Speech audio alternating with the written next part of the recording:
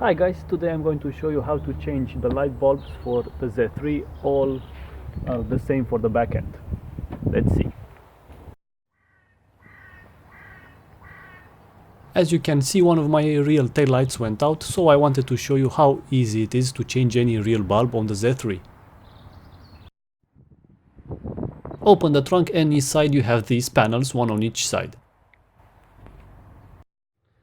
Just unscrew the middle bolt and then carefully extract the whole assembly. You can unplug the power plug as well, but I have plenty of room to play around with. The one I'm going to replace is the tail one. This is the one here in the middle down below. The bulb is rated for 5 watts and 12 volts. To remove the bulb, just press on it and rotate it counterclockwise, then it will eject.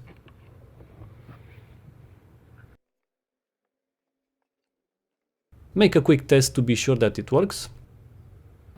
Then put everything back together, but take your time to align everything for obvious reasons.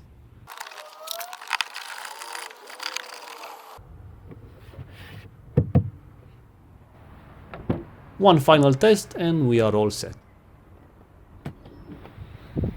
When I need to change a front light, I will do a separate video for those as well. Until next time, thanks for watching, Alex out.